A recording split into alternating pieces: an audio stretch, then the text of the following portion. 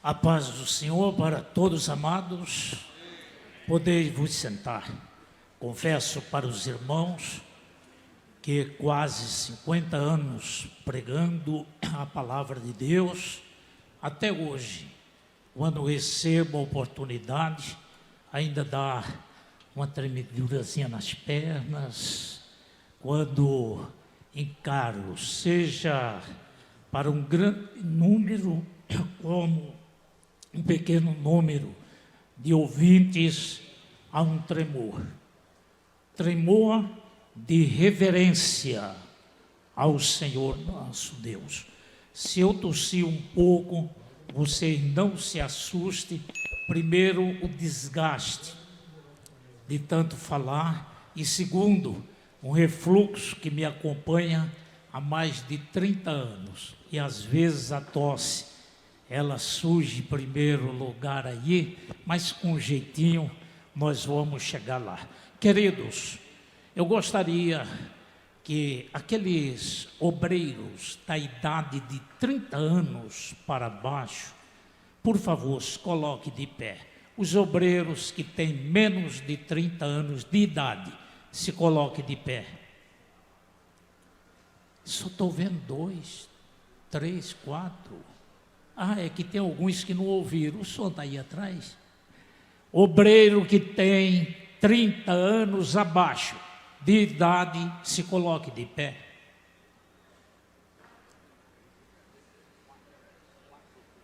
Rapaz, parece que é só isso.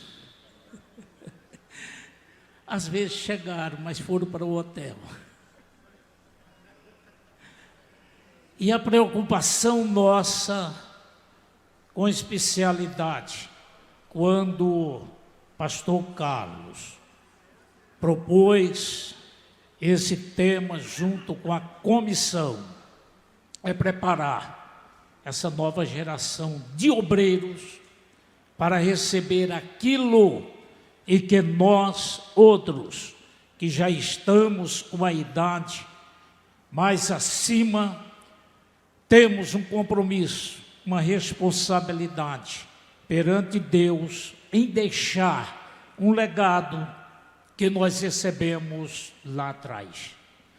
Já foi falado desde ontem a abertura desse evento acerca dos nossos patriarcas e que estiveram entre nós e hoje já se foram, mas que deixaram um legado para cada um de nós.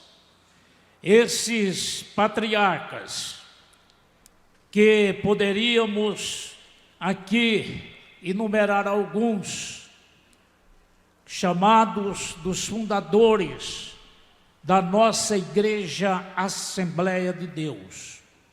E para falar dos fundadores, não podemos deixar de anunciar para a nossa nova geração quem foram eles e o que eles passaram para a geração seguinte. Eu tive o privilégio de conhecer, eu acredito, pastor Carlos, companheiros que aqui se encontram, a terceira geração, lá do pastor Joaquim Marcelino, do pastor Alfredo Requidal, do pastor João Alves Correia, Luiz de Almeida, e se fôssemos aqui enumerar, iríamos tomar muito tempo para falar daqueles homens, o legado que eles deixaram para nós. Uns se foram e deixaram muitas saudades, outros não tantas, mas que deixaram legado para nós. E aqui estamos diante de uma elite de homens chamados, que receberam, como aqueles que fazem parte daquelas corridas, os atletas que levam uma tocha, a tocha acesa. Agora mesmo lá na França está começando, não sei se hoje, ou a semana que vem, os Jogos Olímpicos, onde a tocha já percorreu todo o país da França, e aqueles responsáveis levavam a tocha, e onde chegavam, passavam para outras, e a tocha não poderia se apagar. E assim eu olho pela visão do Espírito de Deus, de que um dia, lá em Atos, no capítulo de número 2, ficou registrado para nós, a tocha foi acesa. Acenderam uma tocha. E aqueles homens, eles receberam, foram inflamados, mas não podiam ficar parados no mesmo lugar, porque a ordem era ir e anunciar, ir e transmitir, ir e demonstrar aquilo que eles haviam recebido, e que se recebeu um nome muito importante, e que está aqui, a importância, a necessidade e a responsabilidade de valorizar e preservar a tradição pentecostal, que nós somos os representantes e os legítimos representantes do pentecostalismo. E não podemos nos omitir, mas pesa sobre os nossos ombros uma responsabilidade muito grande. E quando me volto lá para o livro de Atos dos Apóstolos, após o capítulo de número 2, houve ali uma chama muito forte naquele colégio apostólico, naqueles homens escolhidos, e eles resolveram transmitir o que haviam recebido. E o resultado, meus queridos irmãos, é que um diácono chamado Estevão, foi preciso o Senhor permitir que acontecesse com Estevão uma morte tão tremenda, mas Estevão demonstrou que tinha uma chama acesa no seu coração, mesmo levando pedrada. Ele disse: eis que vejo os céus abertos, aleluia, e o Senhor que derramou do poder do seu Espírito, se manifestando ali, e recebendo o primeiro mártir da história do cristianismo, em que foi chamado lá para cima. E dali foi o momento do Senhor permitir que se espalhasse a mensagem e que nós conhecemos como a mensagem pentecostal. Dali surge mais um diácono, o Filipe. E o Filipe vai para Samaria. E quando chega em Samaria, ele estava cheio da virtude, ele estava cheio do poder, ele pregava acerca de um Jesus que cura, de um Jesus que salva, de um Jesus que batiza com o Espírito Santo. E quando pregava, houve um movimento extraordinário. E a turma que estava lá em Jerusalém, permite eu usar esse linguajar, turma, então resolveram, disse: Pedro, está acontecendo algo fenomenal lá em Samaria.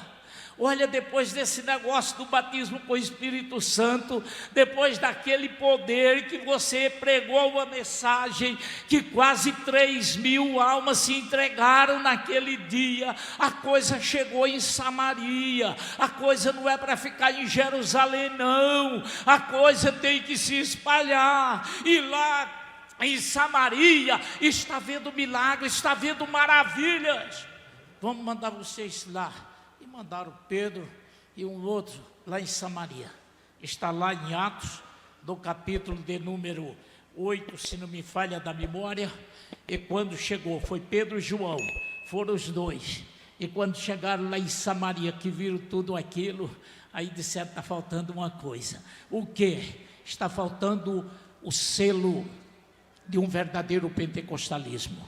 Está faltando uma marca. O que é? Batismo do Espírito Santo. E diz a palavra do Senhor que eles oraram e puseram as mãos, e ali começaram os irmãos a falar línguas estranhas, e se espalhou. E quando no Brasil chegou até nós. Porém, meus amados irmãos, aqui nos chama a atenção a importância. Veja bem esta palavra, a importância. Os meus cabelos brancos me dão a permissão de perguntar para cada um dos senhores que foram chamados: qual a importância que você está dando na ênfase do batismo com o Espírito Santo lá na sua igreja? Que importância você está dando? Estamos vivendo um momento mais difícil da história da igreja do Senhor. Esse momento chamado pós-modernismo. Esse momento pós-modernismo que está acontecendo e nós estamos vivendo, estamos observando mudanças radicais. Surgiu um grupo aí, não é propósito meu atacar os neopentecostais, mas surgiram os neopentecostais, trazendo uma modernização, uma nova interpretação do que é ser verdadeiramente um crente cheio do Espírito Santo, batizado com o Espírito Santo.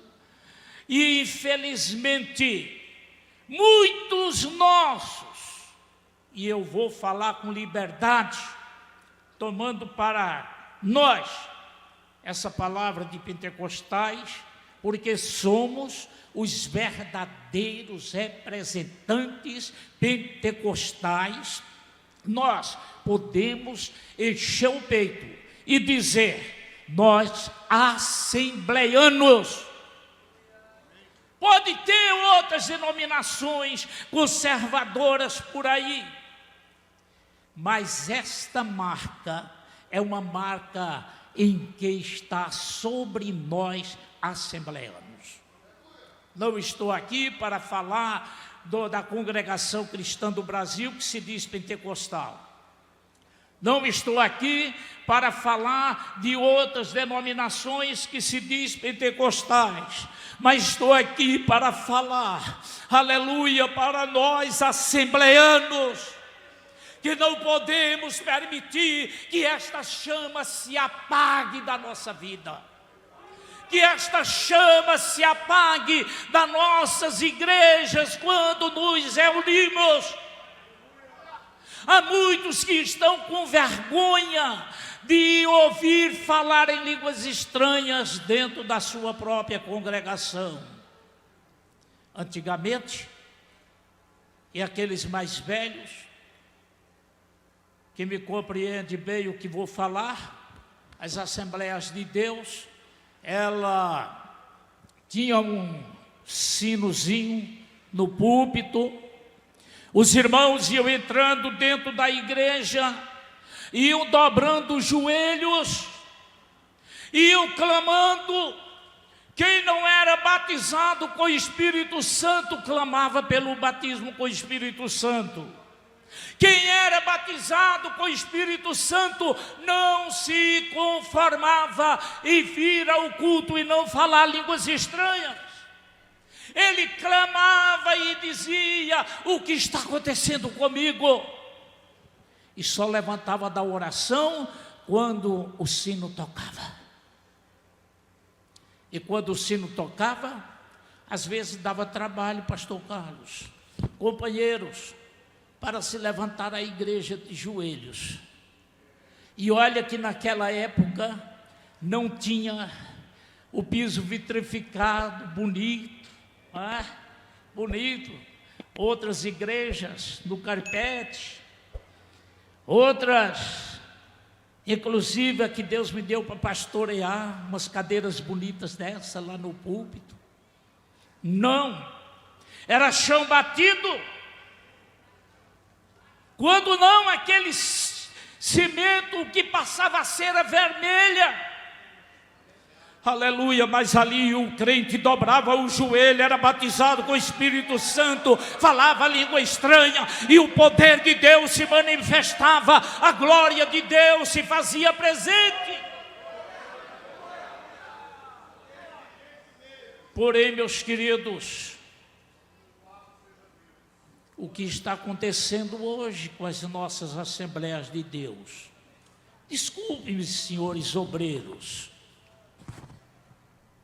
mas me perdoe, eu tenho uma língua meio pesada. E se me deram essa oportunidade, eu me coloco como vaso nas mãos do Senhor. Que aceite ou que não aceite, que ouça ou que deixe de ouvir, é hora de nós revermos aquilo que nós recebemos. É hora de nós fazermos um exame em nossos próprios púlpitos.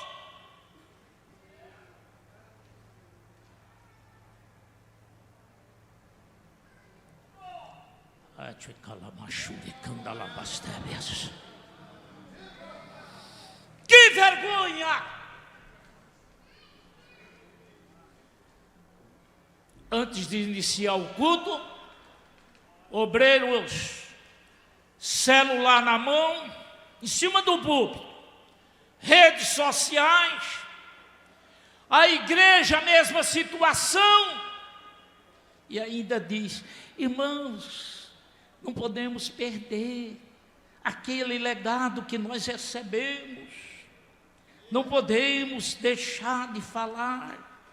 Mas você preparou o ambiente, aleluia, você dobrou os joelhos, você deu exemplo para os irmãos que iam chegar, ou se comporta como uma estrela. Depois que os irmãos chegaram, então chega o pastor, e ele vem de cabeça empinada, vem entrando que parece o arcanjo Miguel ou qualquer uma outra coisa.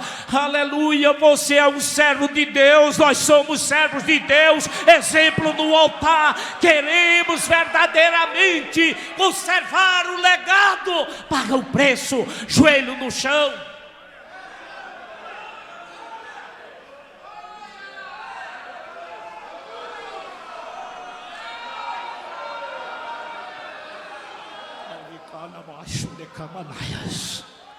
A Assembleia de Deus está perdendo, meus amados irmãos, a sua verdadeira identidade,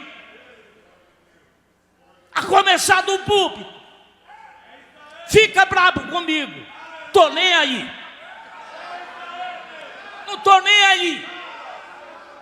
A Assembleia de Deus, ela foi acostumada a ter cadeiras no púlpito, colocar os obreiros no púlpito, mas agora a coisa está tão mudada que o pastor já desceu, ficou lá embaixo. Aí, irmão Edivaldo, fala isso aqui não. Eu falo, porque se eu não falar, você não vai se consertar.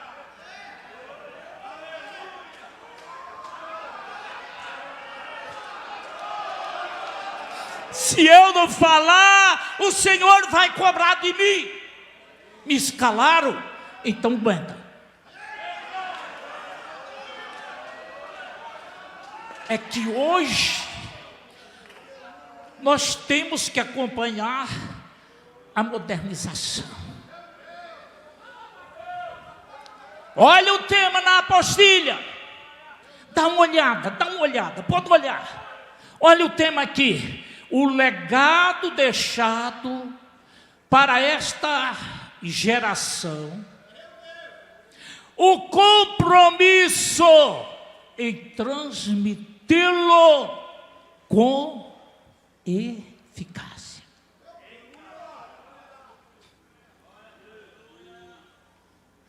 Então vamos dar uma volta lá antes da era cristã. Vamos lá em Josué, capítulo 1, versículo 1 e 2. Diz assim: e depois da morte de Moisés, servo do Senhor, aleluia, falou o Senhor a Josué, servo, o servidor de quem? Servidor de Moisés, dizendo: Moisés, meu servo, é morto. Levanta-te, pois, agora, passa este Jordão, tu e todo este povo, para a terra que eu dou para os filhos de Israel.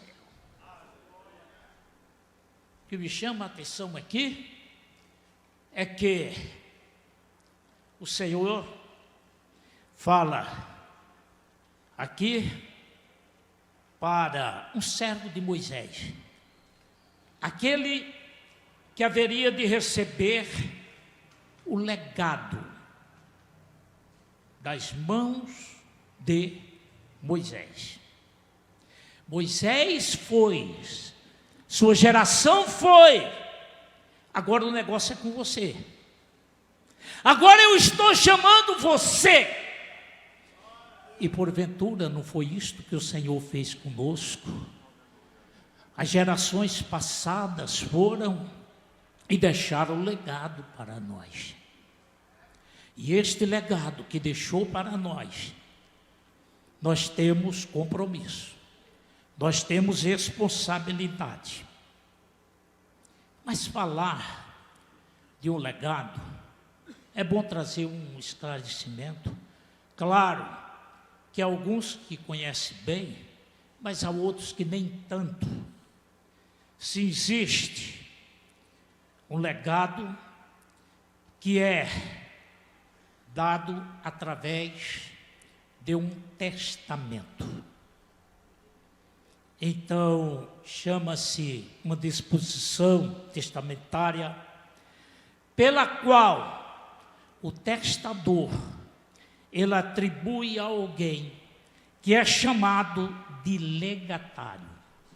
Isto é uma definição jurídica. Então, o testador, ele resolve passar para alguém, dar para alguém um determinado legado que não se confunde com herança.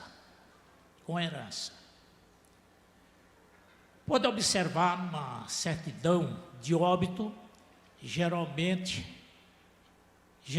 não, é praxe, está lá uma palavra: não deixou testamento. Não deixou.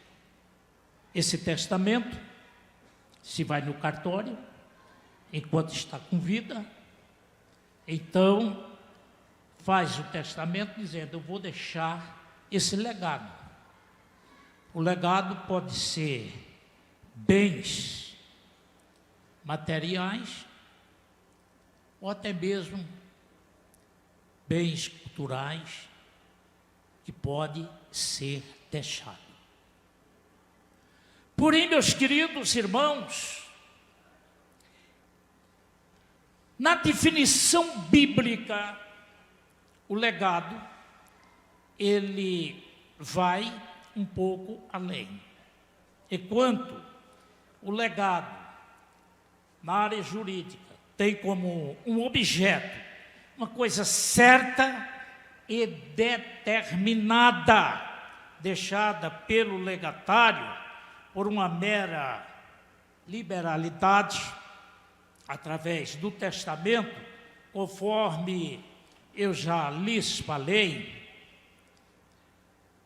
O legado bíblico é algo muito mais profundo e muito mais importante, pois está relacionado à ideia de continuidade da fé e da prática religiosa. Daí a razão de nós observarmos, conforme aqui se fala de transmitir o legado com eficácia.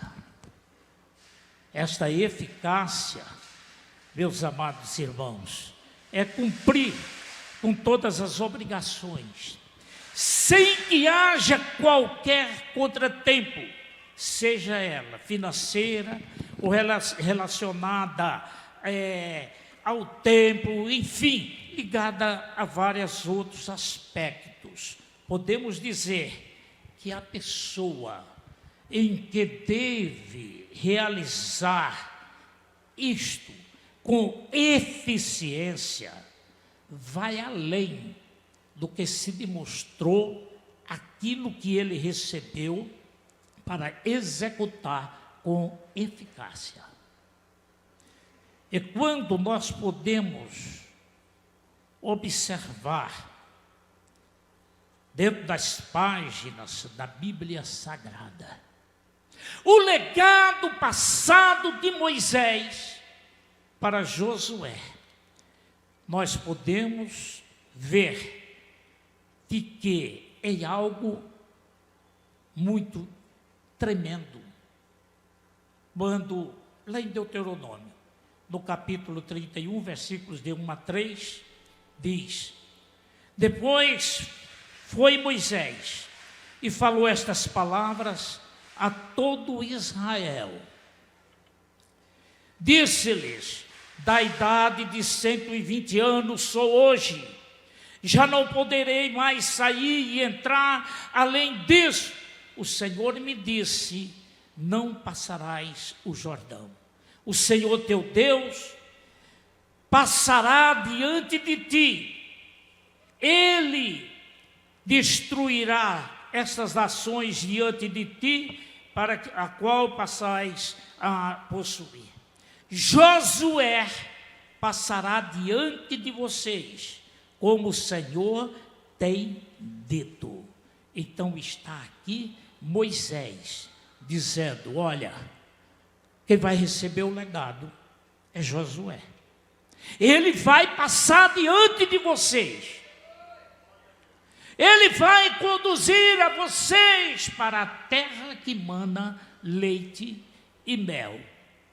Então, irmãos, Moisés, ele estava naquele momento demonstrando de que o legado iria para as mãos de Josué, e os ensinamentos positivos em que a futura ou as futuras gerações haveriam de receber.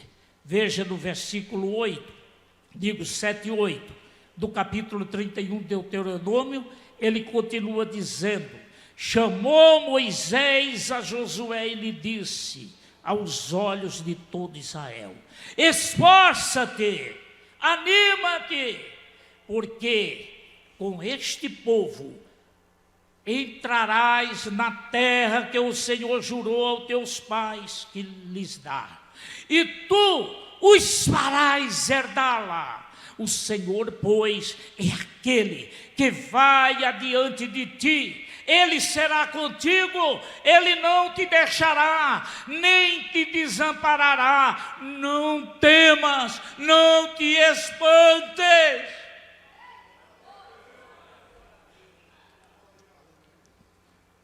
Companheiros,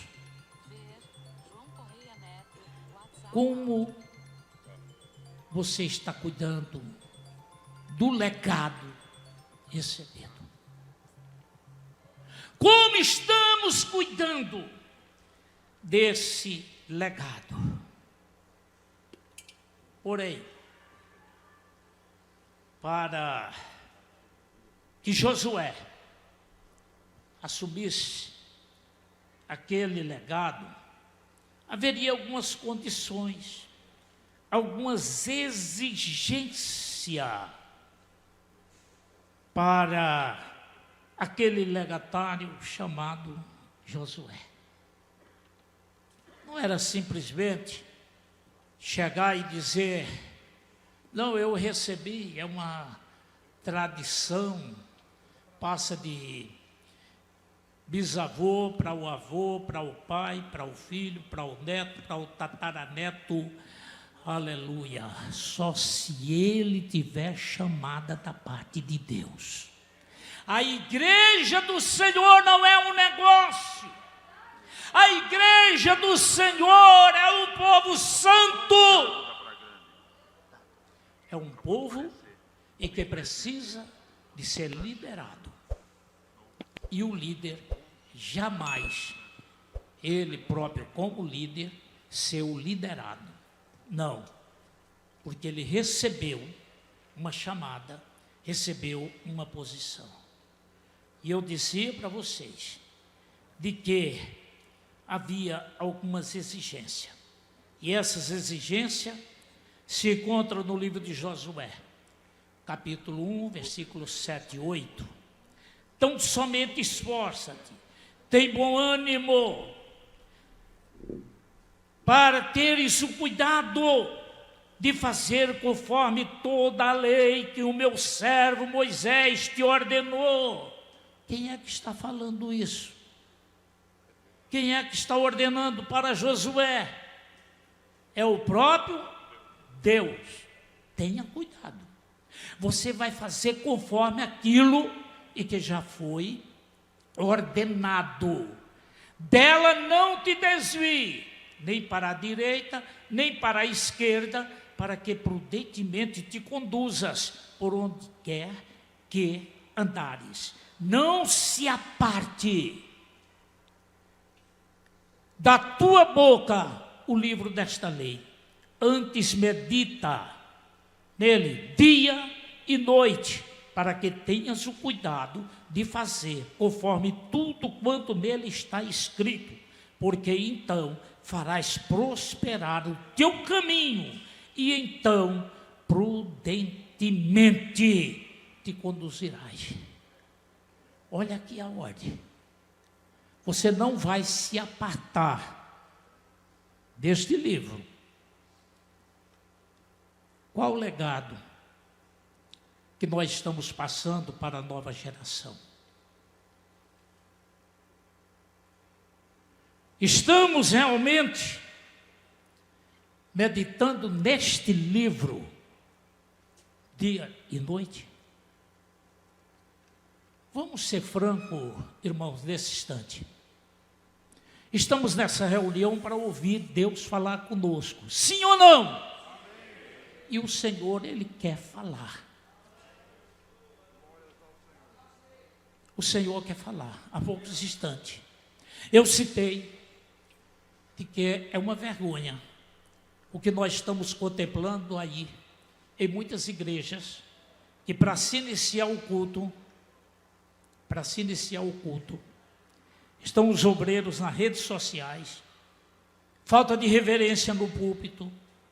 Alguns se sentam, permita-me, uma perna cai e outra cai, numa cadeira boa dessa, olha que maravilha, essa cadeira dá até para receber algumas revelagens. Outros vão um pouco mais além, coloca o pé aqui em cima, no braço aqui, e ainda suja o paletó do companheiro que está de lado.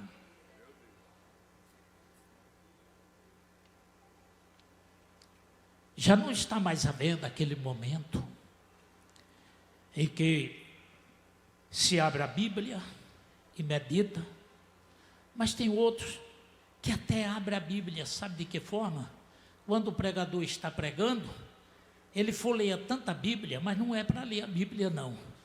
Vai procurar dentro da sua Bíblia, como se fosse um baú, fotografias antigas, coisa lá dentro, puxa para cá, puxa para lá, é o tempo todo. Mas aqui está dizendo o seguinte, aleluia, não se aparte da tua boca, é Bíblia, continua sendo Bíblia, é palavra de Deus, não é rede social, não é o WhatsApp, não é passar o tempo, mesmo que não esteja no templo, mas em casa, o dedo está fazendo calo.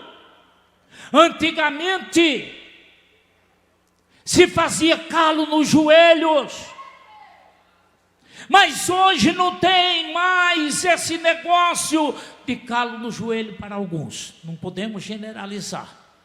Não tem tempo mais para dobrar os joelhos, não tem tempo mais para ler a Bíblia.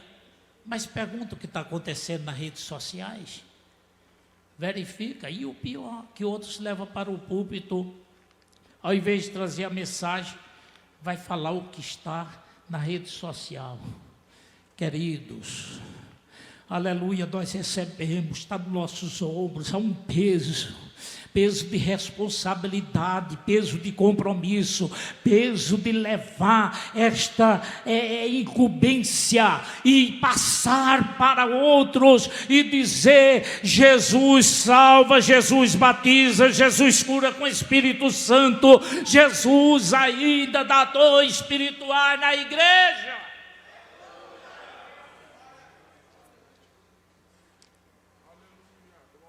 Eu falei do sino aqui, e que se levantava a igreja da oração com o sino. Eu lembro-me que a minha primeira congregação para pastorear, e olha que já faz muitos anos, já está fazendo 48 anos, recebi a congregação conhecida como a congregação dos japoneses, lá em Iaí Carvalho. Era uma congregação, 5 de frente, 8 de fundo, com 13 crentes, maioria japoneses, mas tinha ali mais 3 nações. Tinha espanhol, tinha italiano e tinha daquele papa que saiu a terra dele, polonês, da Polônia. E eu, como nordestino, no meio daquele povo, 13 crentes.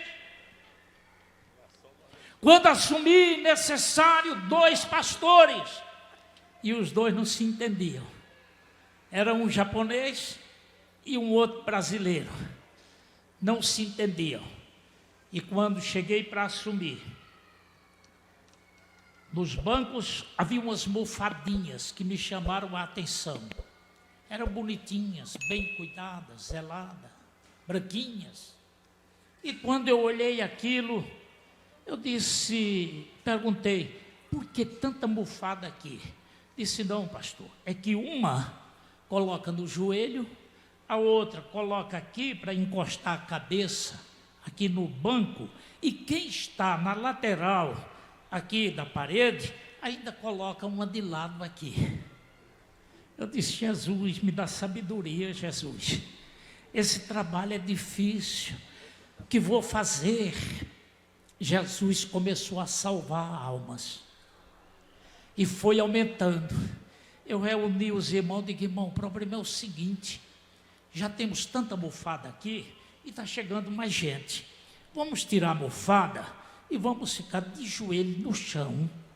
Não precisa da mofada.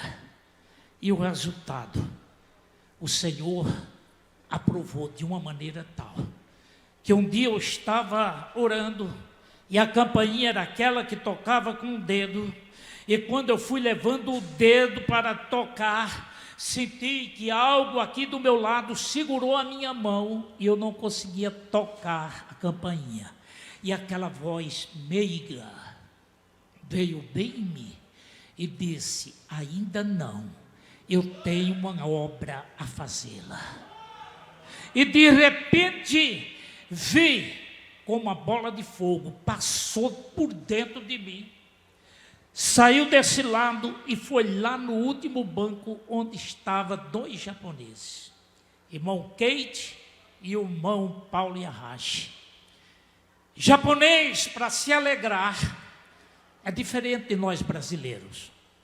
Ele, você só vê a lágrima naqueles olhinhos redondos dele descer e a reverência que eles ficam. Mas quando aquela bola de fogo parou lá entre irmão Paulo e irmão Keiti, eles começaram a esmurrar o banco e gritavam e dizia: pede que ele está aqui, pede que ele está aqui. E de repente irmão Paulo e irmão Keiti começaram a falar em línguas estranhas. Não era o japonês, porque alguma coisa eu já entendia de japonês, mas era a língua dos céus.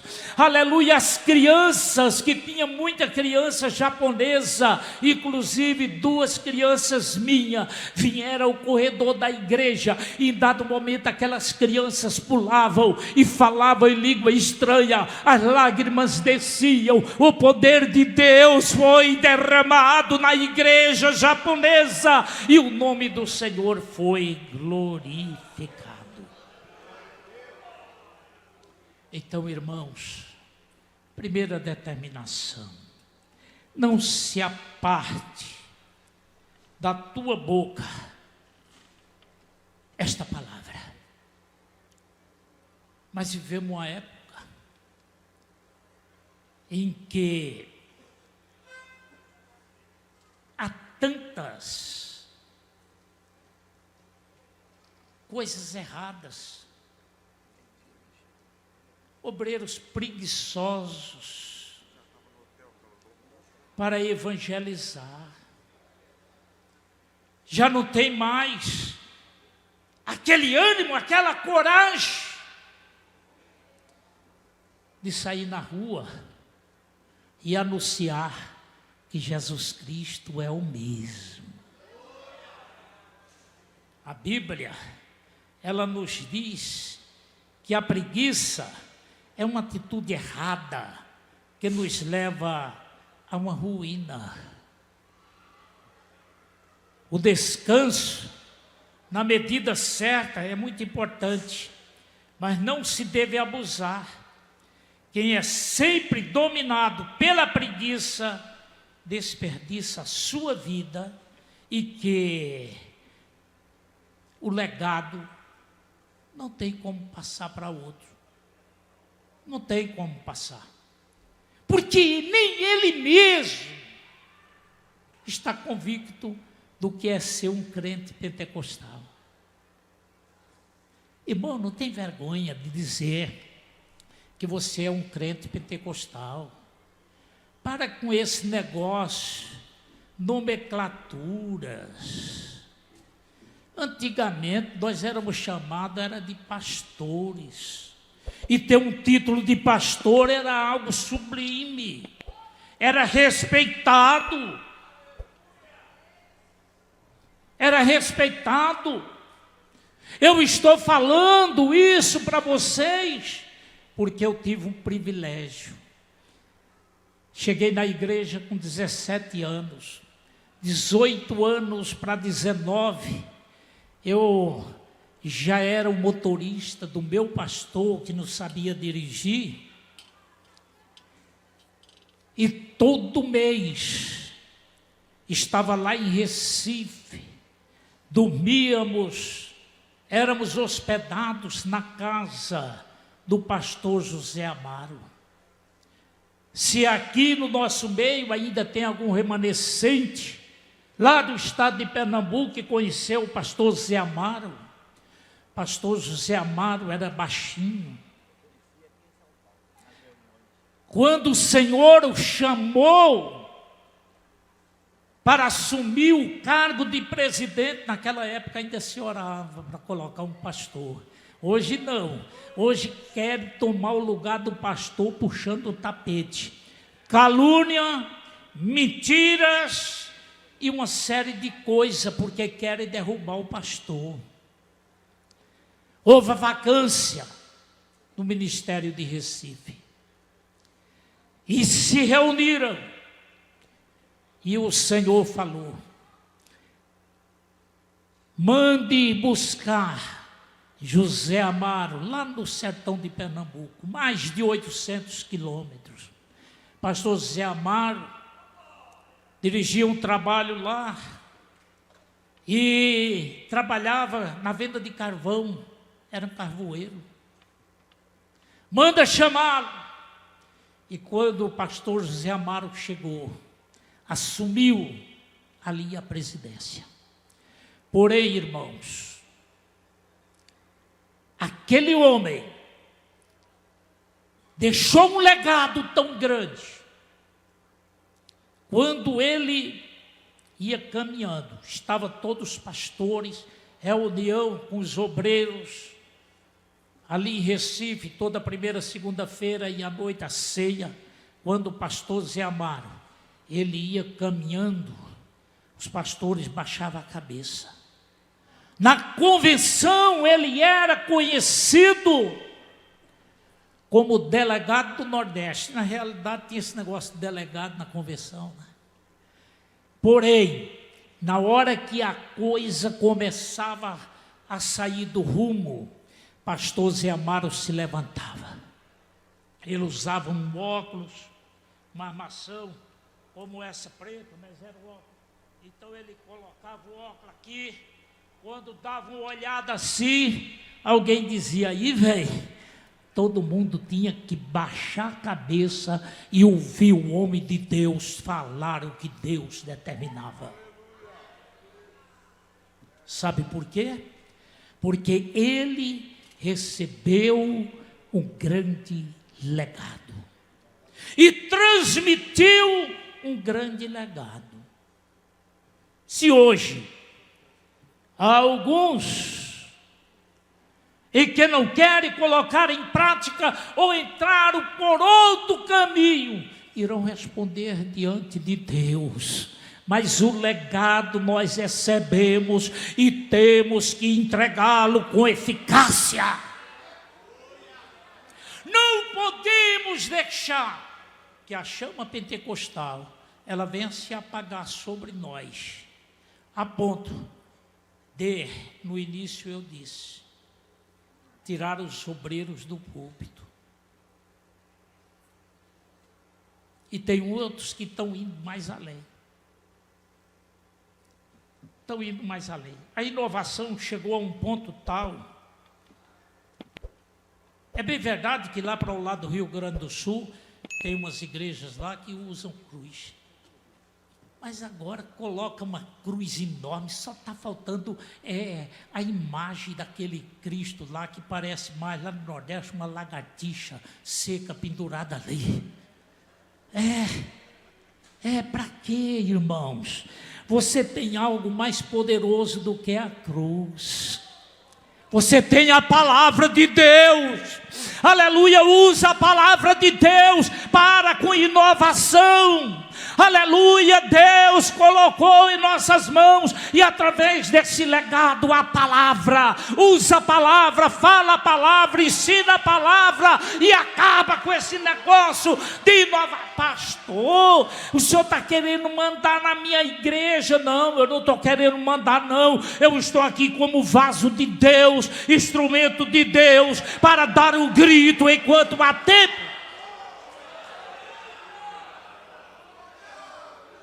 Cruz é sinal de maldição, está na Bíblia. Nós devemos amar a mensagem da cruz. Um dia, essa rede social é muito importante, né? A gente não somos onipresente, mas a rede social nos traz alguma coisa. E um dia, uma congregação nossa, lá no estado de Minas, dia da ceia, e naquele dia da ceia, quando eu olho,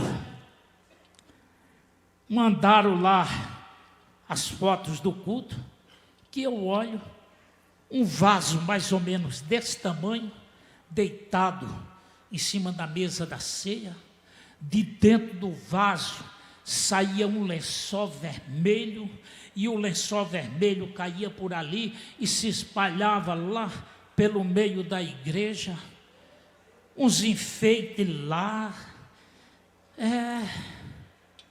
Antigamente, a verdadeira igreja pentecostal, Assembleia de Deus, colocava lá no altar, era o pão, era o vinho para a celebração, mas agora parece uma cantina cheia de fruta. Tem tanta fruta ali, não é? E às vezes fruta mentirosa, falsa. Aqueles cachos de uva bonito, uns pão bonito ali em cima, uns ramagens ali em cima. E quando eu vi aquilo, imediatamente liguei para o pastor. Meu filho, o que aconteceu? É que o irmão foi arrumar e a irmã falou, e eu digo, você está feito Arão, Arão veio com essa conversa. Arão terminou trazendo um bezerro para o altar. E você está querendo colocar isso? Aqui não, nesse ministério ainda tem liderança. Aleluia, ainda tem liderança. Celebre a ceia, é pão, é vinho, não precisa esses enfeites. Pastor Edivaldo, o senhor está pesado. O que me importa lá que você está achando? Eu estou entregando aquilo que vem ao meu coração. Aquilo que vem ao meu coração. Esse negócio da pandemia, muito bom. Fazer aquelas lives, transmissão ali, foi bom, maravilhoso. Mas quando eu olho uma outra congregação nossa, tudo escuro aí atrás. O que é isso aqui? O que é que está acontecendo por aqui? Imediatamente, meu filho, o que foi que aconteceu aí? Parede ficou preta? Não, pastor, é que a transmissão fica melhor. Então você vai pintar de branco, tudo de branco, que a transmissão vai sair boa também, de branco. A Bíblia diz, irmãos, de que no cenáculo havia muitas. E o que é que você quer apagando as luzes do templo, jogando gelo seco, jogando canhão e essa coisa toda? O que é que está acontecendo? Acabou a luz do Espírito Santo? Acabou a glória do Espírito Santo? Não! Então tira esse negócio para lá, seja um assembleiano de verdade. Seja um assembleiano de verdade. Não precisamos imitar neopentecostais e qualquer uma outra coisa que está para lá. Nós temos que conduzir esse legado, porque iremos passar para as mãos da nova geração. Eu perguntei há poucos instantes, que eu tenho visto nas nossas convenções, consagração de tantos jovens, que às vezes a gente pensa, mas como é novinho, não sou contra não. Se tem chamada de Deus, amém. Mas segue o que está aqui, irmão. A Assembleia de Deus, ela aprendeu e está dentro da Bíblia.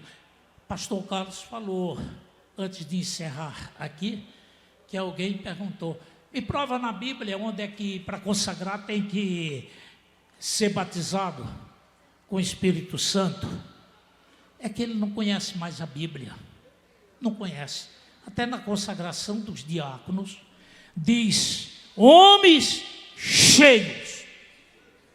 O Espírito Santo, nós recebemos quando aceitamos. E eu costumo dizer que a palavra que Paulo escreveu aos Efésios, o selo não é o batismo com o Espírito Santo. O selo é propriedade. Eu olho para você, posso não estar vendo esse selo, mas no mundo espiritual quando olham para você, quando olham para mim, está vendo o selo da marca do sangue de Cristo em nossas vidas. Isto aí é uma analogia para mostrar que quando os reis, eles compravam alguma coisa ou iam decretar alguma coisa, eles tinham um anel e o anel deixava ali o selo, a marca. E na hora que nós aceitamos a Jesus, veio a marca do sangue de Jesus em nossas vidas. E este selo, ele permanece conosco. Agora, batismo com o Espírito Santo conforme está esse copo aqui. Ele está quase cheio, mas se encher aqui, ele vai transbordar. Representa o momento em que nós recebemos o batismo com o Espírito Santo. Esta chama se acende em nossa vida.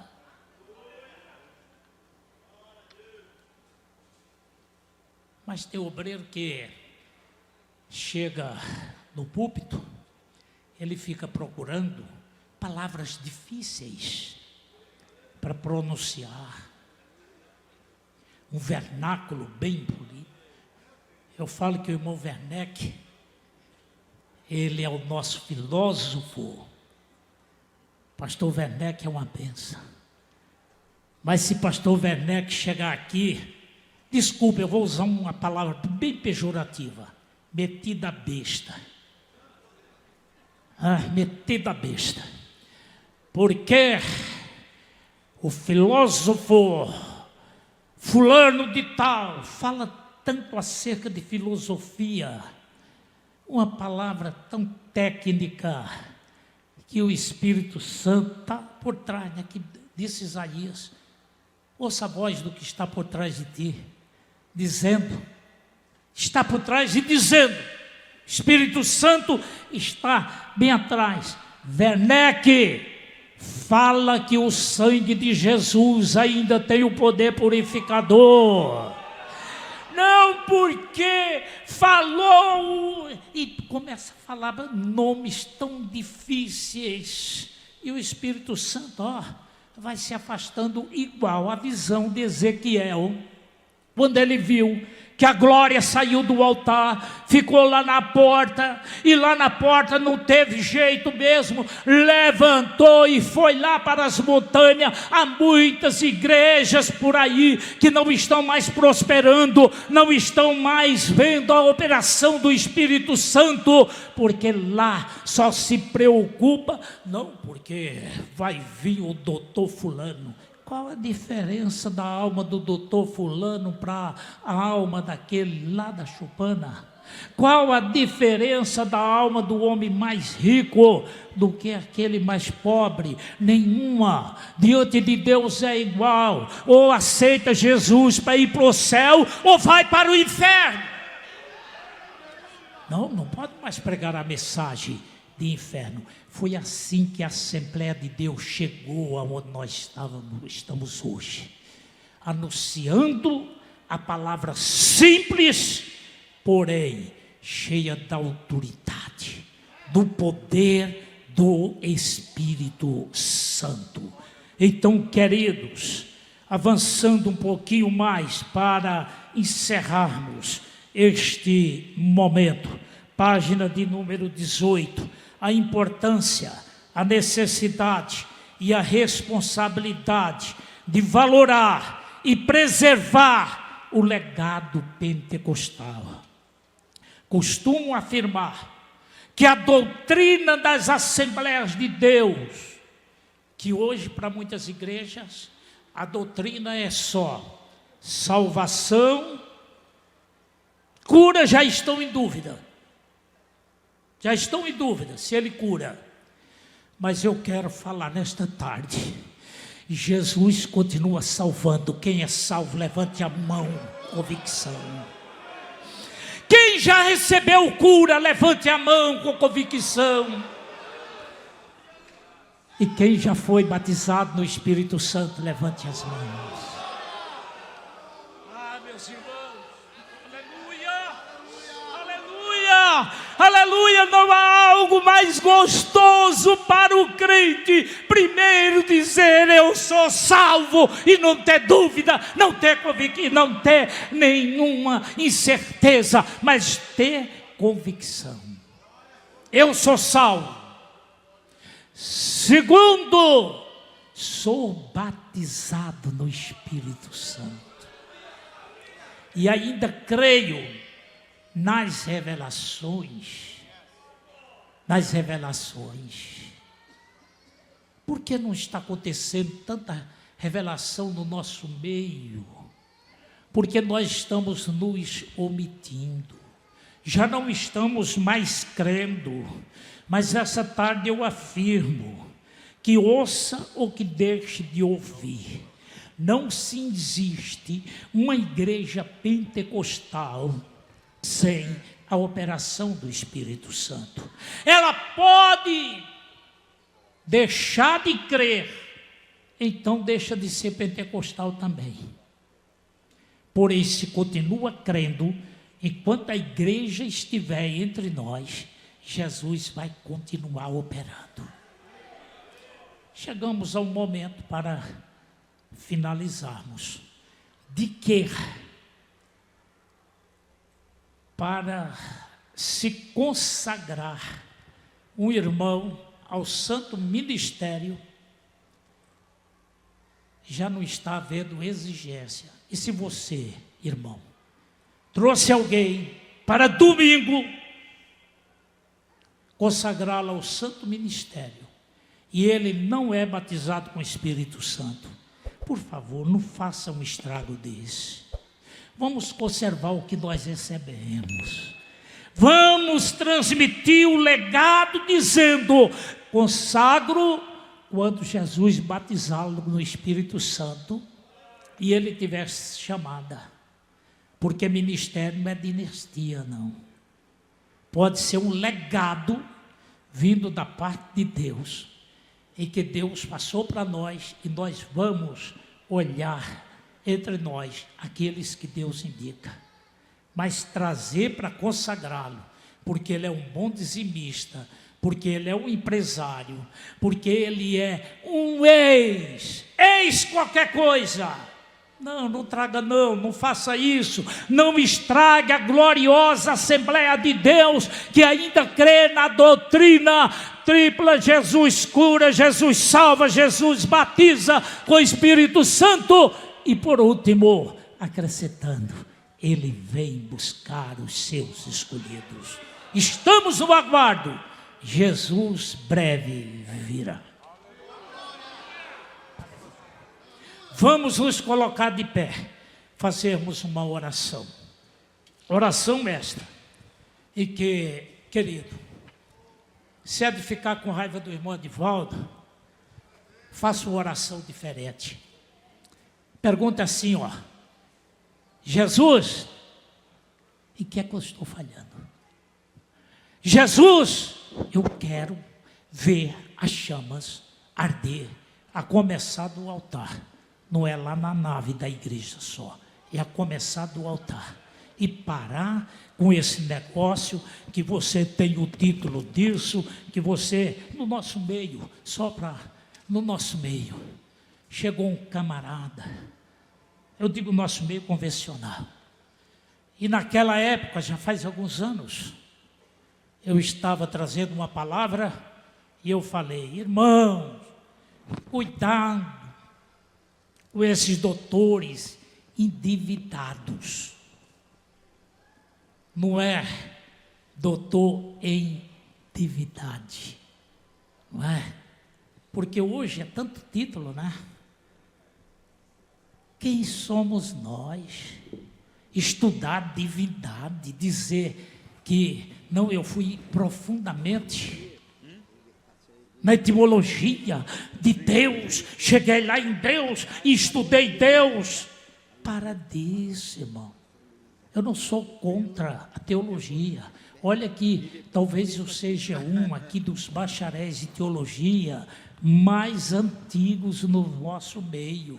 Eu me formei em 78, bacharel em teologia. Mas eu não vá me meter a bobo, achar que isso é o mais importante. É uma ferramenta que nos ajuda. O mais importante é não se apartar desta palavra. Senhor nosso Deus e nosso Pai, te agradeço, porque aquilo que tu colocaste no meu coração, eu entreguei nesta tarde. Senhor meu Pai, aleluia, na certeza absoluta de que há um compromisso, Senhor, há uma responsabilidade, meu Deus, aleluia, em nós, Senhor, levar esse legado para esta geração e a próxima que vem, ó Deus. Há uma responsabilidade.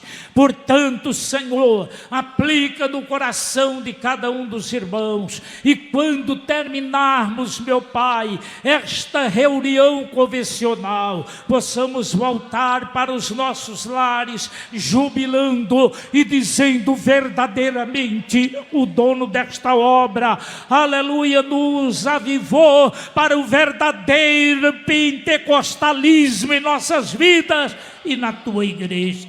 Pai, é no nome de Jesus que eu te peço e te agradeço. Amém e amém.